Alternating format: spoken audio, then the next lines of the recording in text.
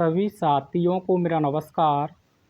आज मैं आप लोगों के समक्ष इस वीडियो में यूपी बोर्ड क्लास 12th के अंतर्गत 2026 में जो इंग्लिश क्वेश्चन पेपर हुआ है 3 से 16 BX, इस क्वेश्चन पेपर में ट्रांसफॉर्मेशन ऑफ सेंटेंसेज के अंतर्गत जो क्वेश्चंस पूछे हैं और इसके अलावा 2022 में इस टॉपिक से जितने भी क्वेश्चंस पूछे हैं उन सभी को डिस्कस करने जा रहा हूं। तो इसमें आपको दिया है transform any one of the following as directed. आ रहे वाक्यों में से किसी एक वाक्य को निर्देश के अनुसार बदलिए। तो यानी कि ट्रांसफॉर्मेशन ऑफ सेंटेंसेज के अंतर्गत आपसे 2 क्वेश्चंस पूछे जाते हैं और इनमें से किसी एक को अपनी आंसर शीट पर मेंशन करना होता है। तो इसमें आपको फर्स्ट क्वेश्चन दिया है, you can never forget me. तुम मुझे कभी नहीं भूल सकती हो। इस सेंटेंस को आपको ट्रांसफॉर्म करना है एक इंट्रोगेटिव सेंटेंस में। अब इंट्रोगेटिव सेंटेंस आपको इसका बनाना है और ट्रांसफॉर्मेशन में आप जानते हैं change in the structure but the meaning does not change. जो स्ट्रक्चर दिया है उससे आप बदल सकते हैं लेकिन मीनिंग, उसका जो अर्थ है वो परिवर्तित नहीं होना चाहिए। जैसे मैंने कहा हुआ है धनी है, तो ट्रांसफॉर्मेशन के अंतर्गत आप इसका नेगेटिव बनाओगे तो ऐसे नहीं लिखोगे वह धनी नहीं है, ये गलत हो जाएगा क्योंकि इसका मीनिंग बदल गया। तो आप क्या कहोगे, वह गरीब नहीं है। तो ऐसी ये जो सेंटेंस इसका अर्थ नहीं बदलना चाहिए। तो आपको स्ट्रक्चर लिख लेना है। जब असर्टिव सेंटेंस का स्ट्रक्चर ऐसा दिया है, सब्जेक्ट है आपके पास, हेल्पिंग वर्ब है आपके पास, नेवर आपको दिया है, सबसे ज़्यादा क्वेश्चन यहाँ से पूछे गए हैं। उसके बाद मेन वर्ब आपको दी है, ऑब्जेक्ट या अदर वर्ड हैं। अगर इस प्रकार का आपको स्ट्रक्चर दिया है जिसमें हेल्पिंग वर्ब के साथ आपको नेवर दिया है, तो जब भी आप इंट्रोगेटिव बनाएं तो सबसे पहले आपको हेल्पिंग वर्ब का ही यूज करना है। उसके बाद आप सब्जेक्ट लिख देंगे। जो नेवर दिया है इसे आप एवर में बदल दोगे। इसमें बदल देंगे भैया, आप कहोगे सर एवर में। उसके बाद जो मेन वर्ब हमें दी है उस मेन वर्ब को लिखना है। ऑब्जेक्ट या अदर वर्ड जो भी दिए हैं वो एज इट एज लिख देने हैं और अंत में लगाना है क्वेश्चन मार्क। तो आप कहोगे ये बन जाएगा हमारा इंट्रोगेटिव सेंटेंस। सबसे पहले हमें हेल्पिंग वर्ब का यूज करना है। उसके बाद हम सब्जेक्ट लिख देंगे, नेवर को हम एवर में ले जाएंगे, मेन वर्ब के बाद जो भी चीज़ें दी हैं एज इट एज लिख देंगे और अंत में लगाना होगा क्वेश्चन मार्क। आप कहें सर इस प्रकार से ना बनाएं तो हम, जी एक और तरीका है। तो आप जो नेवर है उसे आप वहन में ले जा सकते हैं। तो सबसे पहले आप लिख देंगे वहन। क्या लिख दोगे, वहन। फिर आप लिखोगे हेल्पिंग वर्ब, ठीक है भैया। उसके बाद आप लिख दोगे सब्जेक्ट। नेवर को आप वहन में लेके चले गए तो अब आप नेवर को यहाँ से क्या कर दोगे, आप कहेंगे हम रिमूव कर देंगे। उसके बाद मेन वर्ब के बाद से जो भी दिया है एज इट एज लिख देंगे और अंत में लगाएंगे हम क्वेश्चन मार्क। इन दोनों में से किसी भी तरीके से आप बनाते हैं तो आपका आंसर बिल्कुल एग्जैक्टली राइट माना जाएगा। ठीक है भाई, आओ तो बना के देखते हैं। तो देखो इसमें सब्जेक्ट है, वर्ब हेल्पिंग वर्ब है, नेवर आपको दिया है। तो सबसे पहले आप लिखेंगे कैन, यही तो हेल्पिंग वर्ब है।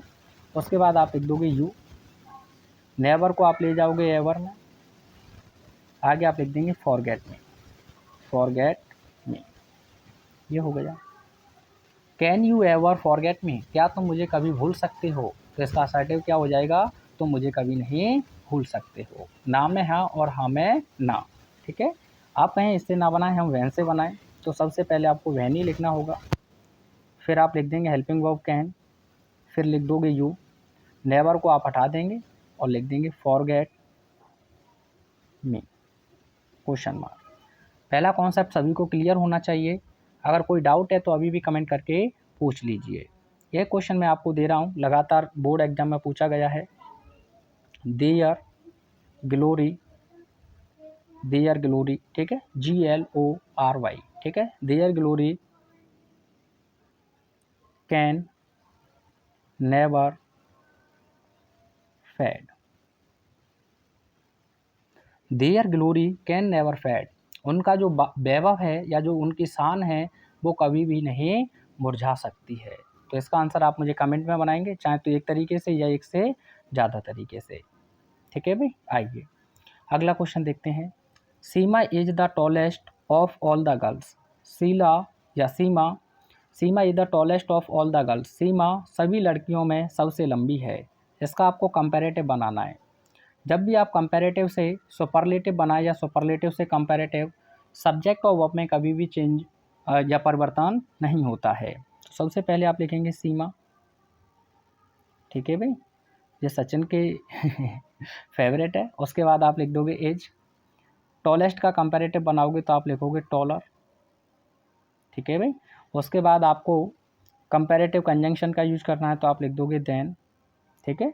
अब आप चाहो तो एनी अदर का प्रयोग कर सकते हैं, लेकिन एनी अदर का प्रयोग करोगे तो आपको गर्ल लिखनी होगी, या फिर आप सीधा लिख दें ऑल द गर्ल्स,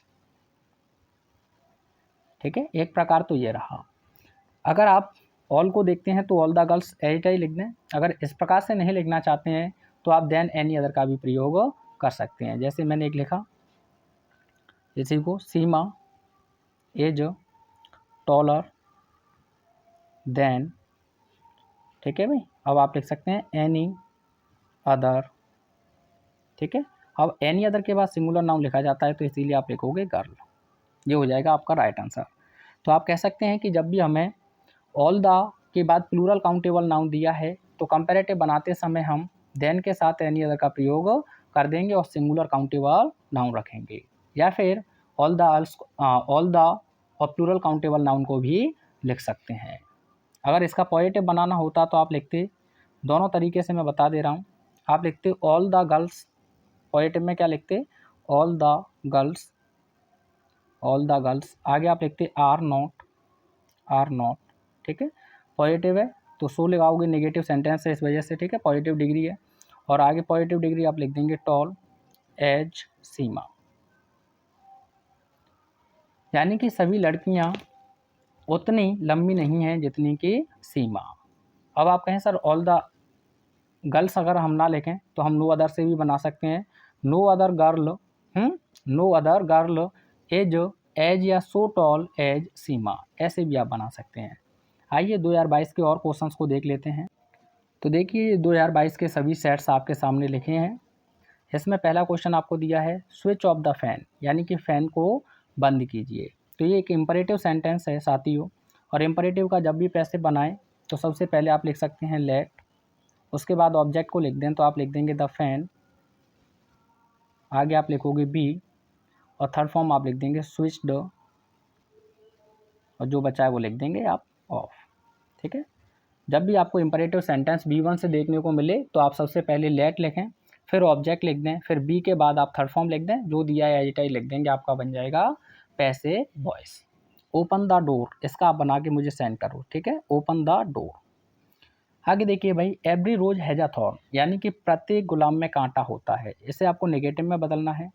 तो साथियों जब भी आपको एवरी या एवरी से ही सिंगुलर काउंटेबल नाउन देखने को मिले तो सबसे पहले आप लिखें देयर, क्या लिखें देयर, हैज को ले जाएं आप एज में, देयर इज। उसके बाद आपको नेगेटिव बनाना है तो आप नो का यूज करते हैं, देयर इज नो। एवरी को यहाँ से आप हटा देंगे, नाउन ले लेंगे आप रोज, देयर इज नो रोज। उसके बाद आपको हैज भी हटा दिया है क्योंकि एज आपने लिख दिया है। उसके बाद अपनी तरफ से एक प्रपोजिशन लगाएंगे विदाउट, क्या लगाएंगे विदाउट। अब क्या बचा वो लिख दो अ थॉर्न, है ना आसान। सबसे पहले क्या करना है आपको, जब भी एवरी के बाद में सिंगुलर काउंटेबल नाउन देखने को मिले तो सबसे पहले आप लिखोगे देयर, उसके बाद आपको अपनी तरफ से सिंगुलर हेल्पिंग वर्ब लगानी है एज, उसके बाद लगाना है नो, और एवरी को हटाकर जो नाउन बचता है आपके पास उसे आप लिख देंगे, अपनी तरफ से प्रपोजिशन लगाना है विदाउट, और जो शेष बचा वो लिख देंगे अ थॉर्न। तो ये कहता है यानी कि every rose has a thorn, यानी कि प्रत्येक गुलाब में कांटा होता है। तो आप क्या कहोगे, कांटे के बिना कोई गुलाब नहीं होता है। यहाँ से नेगेटिव और पूछा जाता है आपसे, अगर नेगेटिव सेंटेंस आपका नन वर्ड से स्टार्ट है तो जब भी आप अफर्मेटिव बनाएं तो इसके स्थान पर शुरुआत में ही ओनली या अलोन लिख दें और इसे हटा दें, ठीक है। या ओनली या अलोन आपको दिया है तो इसे हटा दें और नन वर्ड लगा दें, ये हो जाता है आपका नेगेटिव सेंटेंस। चलो तो मैं एक दे रहा हूँ बना के दिखाना। मैंने लिखा नन बट, पूछा गया है बोर्ड में, नन बट गुड गर्ल्स, 2026 की बात कर रहा हूँ, नन बट गुड गर्ल्स, ठीक है, got good marks, good marks. तो क्या करना है इसका आपको, आप कहोगे हमें बनाना है इसका अफर्मेटिव सेंटेंस, यानी कि अच्छी लड़कियों के अलावा और कोई अच्छे अंक प्राप्त नहीं किया। तो नन वर्ड की जगह पर ये आप क्या लिख दोगे, लिख के दिखाओ। आगे कहता है Kashmir is not so hot as Bhopal, Kashmir उतनी गर्म नहीं है जितनी कि भोपाल। कंपेरेटिव बनाना है, ठीक है। तो आप कहोगे भोपाल कश्मीर से अधिक क्या है, गर्म। तो सबसे पहले आप लिखोगे भोपाल। जब भी दो सब्जेक्ट दिए हैं तो बाद वाले को पहले लिखेंगे, ठीक है। यानी कि सब्जेक्ट ये फर्स्ट मान लीजिए, ये हेल्पिंग वर्ब मान लीजिए, ये नॉट है और सो है। तो आपको करना क्या है, नॉट दिया है तो हटा देना है, नहीं दिया है तो लगा देना है। तो भोपाल के अकॉर्डिंग आप लिख दोगे एज, नॉट दिया है तो हटा देंगे, हॉट का कंपेरेटिव बनाओगे तो हो जाएगा हॉटर, ठीक है भाई, HOTTER है। उसके बाद देन लगाओगे और अंत में आप लिख देंगे कश्मीर, ठीक है भाई। Bhopal is hotter then Kashmir, यानी कि भोपाल कश्मीर से अधिक गर्म है। अगर नॉट दिया है तो हटा देना है, नहीं दिया है तो आपको लगा देना है, ये ध्यान रखें। अगला देखिए, वॉट मेड यू हैप्पी, आपको कौन सी बात इतनी प्रसन्न करती है। तो ये पैसे बनाना है। वॉट ऑब्जेक्ट और सब्जेक्ट दोनों तरीके से कार्य करता है, ये मैं आपको वॉइस में पढ़ा चुका हूँ। तो वॉट के बाद हेल्पिंग वर्ब आइए, वो मेन वर्ब आइए, तो आप समझ जाओ ये क्या है। आप कहोगे सब्जेक्ट की तरह बात कर रहा है और इसका हिंदी में से निकलेगा कौन सी बात या कौन सी वस्तु। तो शुरू में ही आप लिख दोगे वाई वॉट। और टेंस पास्ट में तो यू के अकॉर्डिंग आपको पास्ट कॉन्टिन्यूअस की हेल्पिंग वर्ब लेनी है वर, ठीक है। आगे लिख देंगे यू और थर्ड फॉर्म आपकी हो जाएगी मेड और आगे आप लिख देंगे हैप्पी, ठीक है भैया। Why what were you made happy, आपको किस बात के द्वारा खुश किया गया। यहाँ से खूब पूछे जाते हैं, क्वेश्चन और बनाओ आप, what please you, what please you, ठीक है भाई। इसका पैसिव वॉइस भी आपको बनाना है, लेकिन प्लीड के साथ प्रपोजिशन फिक्स है तो विद लगाया जाता है, बाई मत लगा देना, ठीक है। With what were you plead, ऐसे बनाना। अगर वॉट ऑब्जेक्ट की तरह कार्य करता है तो फिर ये ऐसे ही लिखा रहता है, जैसे मैंने कहा वॉट डू यू वॉन्ट, तुम क्या चाहते हो। तो देखो ये सब्जेक्ट की वजह से हेल्पिंग वर्ब आई है, लेकिन वहाँ मेन वर्ब लिखी थी सीधी। तो आप क्या कहोगे, वॉट यही ऑब्जेक्ट है आपका और सिंगुलर है तो इसके अकॉर्डिंग आप लगा देंगे क्योंकि प्रेजेंट इंडेफिनिट है। और थर्ड फॉर्म आप लिख देंगे वॉन्टेड और आगे वाई यू, ठीक है। तो ऐसे बना दोगे, what is wanted by you, आपके द्वारा क्या चाहा जाता है। यू कैन सॉल्व इट, आप इसे हल कर सकते हो, ठीक है। जितनी भी मॉडल्स आपको दी हैं, can, could, must, third form से पहले बी लगाना है आपको केवल, ठीक है। तो आप लिखोगे इट, कैन का कैन ही रहेगा, थर्ड फॉर्म से पहले बी लगा दोगे, सॉल्व की थर्ड फॉर्म हो जाएगी सॉल्व, आगे आप लिख दोगे why you. It can be solve by you, इसे आपके द्वारा हल किया जा सकता है। देखो ये क्वेश्चन मैंने दिया था ना, there glory can never fade, तो आप क्या करोगे, इंट्रोगेटिव बनाओगे तो पहले नियम मैंने बताया, आप लिख दोगे कैन। अब अपना आंसर भी मिला लेना, देयर ग्लोरी, नेवर को ले जाओगे एवर में, आगे आप लिख देंगे फेड, ठीक है भाई। Can there glory ever fade या फिर when can there glory fade. Besides making a promise, एक वायदा करने के अतिरिक्त ही केप्ट इट, उसने इसे पूरा भी किया। कंपाउंड बनाना है, जब भी बिसाइड्स से आपसे क्वेश्चन पूछा जाए तो आप नॉट ओनली बट आल्सो का प्रयोग करेंगे तो ज़्यादा बेटर है। आप फॉर से भी बना सकते हैं। तो आपको सबसे पहले ये जो सब्जेक्ट दिया है वो लिख देना है ही। अब इसमें देखो अलग अलग क्या है, तो आप कहेंगे दोनों फाइनाइट वर्ब अलग अलग हैं हमारे पास में, तो दोनों फाइनाइट वर्ब से पहले आपको नॉट ओनली बट आल्सो का प्रयोग करना है, ठीक है भाई। ही नॉट ओनली, अब मेक की सेकंड फॉर्म आपको लिखनी है क्योंकि ये भी पास्ट में बिसाइड्स तो आपका हट जाएगा, तो जीडन फॉर्म आपकी आ जाएगी पास्ट इंडेफिनिट में मेड, आगे लिख देंगे अ प्रॉमिस, अ प्रॉमिस। फिर आप यूज करेंगे बट आल्सो, बट आल्सो, आगे आप लिख देंगे केप्ट इट, ठीक है। He not only made a promise, उसने ना केवल एक वायदा किया, बट आल्सो केप्ट इट, बल्कि उसने इसे पूरा भी किया। तो दो फाइनाइट वर्ब अलग अलग थी, तो उन दोनों से पहले आपको किसका यूज करना है, नॉट ओनली बट आल्सो का। आप कहेंगे और भी रीजन से बना सकते हैं, बिल्कुल बना सकते हैं, आप ऐसे भी लिख सकते हैं फॉर, क्योंकि अब पूरा बनाना होगा आपको। ही made a promise, he made a promise, comma he kept it, he kept it, ऐसे भी आप बना सकते हैं क्योंकि उसने एक वायदा किया, उसने इसे पूरा किया। आप कहें सर इससे भी ना बनाएं तो एक और तरीके से बना सकते हैं, he made a promise as well as kept it, ठीक है, ऐसे भी बना सकते हैं। He made a promise, promise, फिर लिख देंगे आप एज वेल एज और केप्ट इट, केप्ट इट, ये बन गया आपका, ठीक है भैया। आगे देखिए, did he not tell you, क्या उसने आपको नहीं बताया। कैसे बनाना है, तो जहाँ भी आपको डिड देखने को मिले, सब्जेक्ट जैसे आप ऑब्जेक्ट को बना रहे हैं उसके अकॉर्डिंग वॉज या वर का प्रयोग कर दें और डिड हटा दें। तो यू की वजह से डिड आप हटाओगे, आप लिख दोगे वर, फिर हो जाएगा आपका यू। नॉट का नॉट रहेगा। टेल की थर्ड फॉर्म आप लिखोगे टोल्ड, ठीक है, और आगे आप लिख देंगे वाई है, क्या उसके द्वारा आपको नहीं बताया गया। लगातार पूछता है यहाँ से क्वेश्चन, एक क्वेश्चन मैं दे भी रहा हूँ, आपको बनाना है। Did he, did you see him yesterday, इसका आंसर आपको बनाना है, ठीक है भाई, क्या कल आपने उसे देखा। They will close all the shops, यानी कि वे सभी दुकानों को बंद करेंगे। पैसे बॉयस इसका आपको बनाना है, तो बहुत आसान ही है, पूछो कैसे, क्योंकि मोडाल समय दी है तो वही लिखनी है। तो सबसे पहले आप लिखोगे all the shops, all the shops, future indefinite आप कह सकते हैं, ठीक है भाई। बिल का बिल ही रहेगा, बिल हुआ, सेल हुआ, कैन हुआ, कुड हुआ, थर्ड फॉर्म से पहले बी का यूज करना है आपको, बी, और आगे लिख देंगे क्लोज्ड वाई दैम, ठीक है भैया, ये हो गया आपका।